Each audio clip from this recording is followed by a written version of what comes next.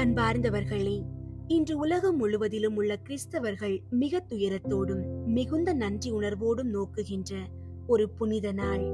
நம் ஆண்டவர் இயேசு கிறிஸ்து கல்வாரி மலையில் சிலுவையில் அறையப்பட்டு நமக்காக தம் உயிரை தியாகம் செய்த உன்னத திருநாள் இது. ஏப்ரல் மாதம் நற்கருணைக்கு அர்ப்பணிக்கப்பட்ட மாதம் என்பதால் இன்றைய சிலுவை பலியை நாம் இன்னும் ஆழமாக புரிந்து கொள்ள முடிகிறது. நேற்று பெரிய வியாழனில் நற்கருணையை ஏற்படுத்திய இயேசு, இது உங்களுக்காக கொடுக்கப்படும் எனது உடல் என்று சொன்ன அந்த வார்த்தைகள் இன்று சிலுவையில் நிஜமாகின்றன.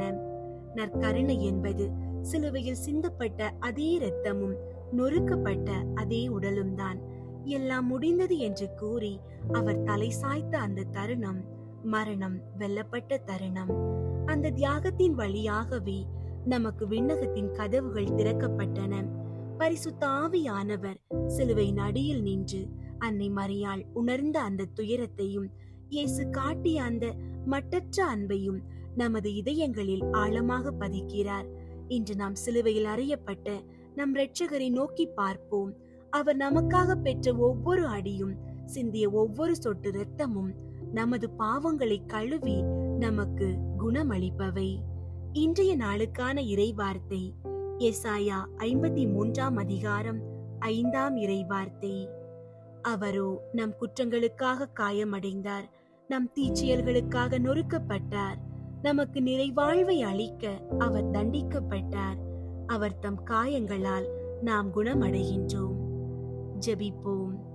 சிலுவை நாதரே, உம்மை ஆராதிக்கின்றோம்.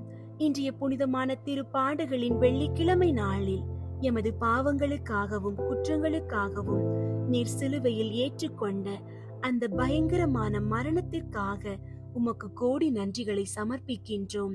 ஆண்டவரே, உம் திரு காயங்கள் ஒவ்வொன்றும் எமது ஆன்மாவிற்கு மருந்தாகட்டும்.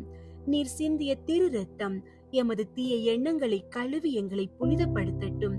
பரிசுத்த ஆவியானவரே, சிலுவையில் தொங்கும் இயேசுவின் அன்பை நாங்கள் வெறும் சடங்காக பார்க்காமல் அது எமது வாழ்வை மாற்றும் வல்லமையாக பார்க்க செய்தாரலும். இயேசுவே, தந்தையே, இவர்களை மன்னியும் என்று நீர் சிலுவையில் இருந்து மொழிந்த அந்த மன்னிப்பின் ஒளியை எமது உள்ளங்களில் ஏற்றி வையும். எமது பகைவர்களையும் எமக்கு துன்பம் தருவோரையும் மனதார மன்னிக்க எங்களுக்கு ஆற்றலை தாரும்.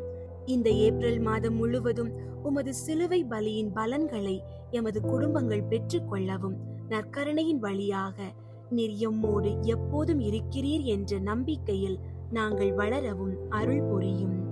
ஆமீன்.